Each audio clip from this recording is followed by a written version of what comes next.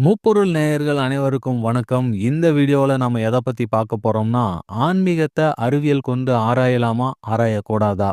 ஆன்மீகத்தில் வெற்றியடைய அதனை அணுகுவதற்கான முறை எது? ஆன்மீக அறிவை முழுமையாக பதிவு செய்துள்ள நூல்கள் எவை? அப்படிங்கிற எல்லாத்தையும் தான் இந்த வீடியோல நம்ம பார்க்க போறோம். ஸ்கிப் பண்ணாம பாருங்க. நிச்சயம் பயனுள்ளதா இருக்கும்.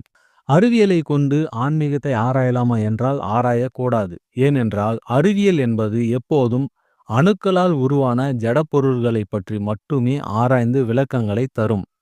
உயிரினங்களைப் பற்றி ஆராயும் அறிவியலின் பகுதி கூட உடல் உறுப்புகளையும் அவற்றின் இயக்கம் மற்றும் கட்டுமானம் பற்றி மட்டுமே ஆராய்ந்து விளக்கங்களை தருமே தவிர உயிரை பற்றி ஆராய முடியாது. மேலும் மருத்துவ அறிவியலின் ஒரு பகுதியாக கருதப்படும் உளவியல் துறை கூட மனதை பற்றியும் எண்ணங்களை பற்றி மட்டுமே ஆராயும்.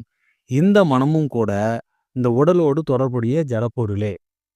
இந்த உடலோடு மனமும் அழிந்துவிடும். அறிவியல் என்பது இப்படி இருக்க, ஆன்மீகமோ முழுக்க முழுக்க ஆன்மா மற்றும் இறைவன் ஆகிய அறிவுள்ள பொருள்களை பற்றியது. அப்படி இருக்க இதனை அறிவியல் கொண்டு ஆராய்வது என்பது எப்படிப்பட்டது என்றால், ஒரு டெலஸ்கோப்பை வைத்து வைரஸ்களை காண முயல்வதும் மைக்ரோஸ்கோப்பை வைத்து வானியல் பொருள்களை காண முற்படுவதும் போன்ற முரண்பாடான செயலாகும். நமக்கு அறிவியல் என்பது நன்கு அறிமுகமான ஒன்று என்பதால் நாம் எல்லாவற்றையும் அதை கொண்டே ஆராய முற்படுகிறோம். அதனால் விளைவது விபரீத அறிவாகும். இதனால் எதிலும் தெளிவில்லாத அறிவே கிடைக்கும். மேலும் இந்த ஆராய்ச்சி முரண்பட்ட முடிவுகளையே தரும்.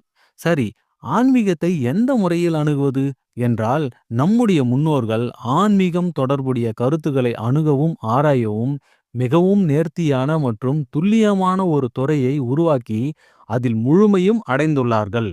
அது என்ன முழுமை அடைந்துள்ளார்கள் என்றால், நாம் அடிக்கடி கேள்விப்படுவோம் இல்லையா? அறிவியல் துறை வேகமாக வளர்ந்து வருகிறது என்று.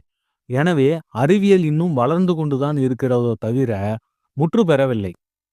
ஆனால் நம் தமிழ் முன்னோர்கள் உருவாக்கிய ஆன்மீகத்திற்கான துறையோ முற்று பெற்ற கோட்பாடுகளை கொண்டது. ஆமாம், அவ்வளவு சிறப்பு வாய்ந்தது நம் தமிழ் முன்னோர்கள் உருவாக்கிய அருளியல் என்ற துறை. இந்த அருளியலை கொண்டே ஆன்மீக கருத்துகளையும் ஆன்மா மற்றும் இறைவனையும் ஆராய வேண்டும். அப்போதுதான் சரியான விடைகள் கிடைக்கும். இந்த அருளியலை விளக்கும் நூல்களை திருவள்ளுவர் இலங்கு நூல்கள் என்கிறார். இவை தமிழில் ஏராளமாக உள்ளன. அவற்றுள் சில மெய்கண்ட சாத்திரங்கள், பண்டார சாத்திரங்கள், திருமுறைகள் போன்றவை. இந்த வீடியோ ரொம்ப பயனுள்ளதா இருந்திருக்கும்னு நாங்க நினைக்கிறோம். இந்த வீடியோ உங்களுக்கு பிடிச்சிருந்தா லைக் அண்ட் சப்ஸ்கிரைப் பண்ணுங்க. அப்பதான் எங்களோட அடுத்தடுத்த வீடியோ உங்களுக்கு சரியா வந்து சேரும். இதுவரை இந்த வீடியோவை பொறுமையுடன் பார்த்த அனைவருக்கும் முப்பொருள் சார்பாக நன்றி. அடுத்த வீடியோவில் சந்திப்போம். வணக்கம்.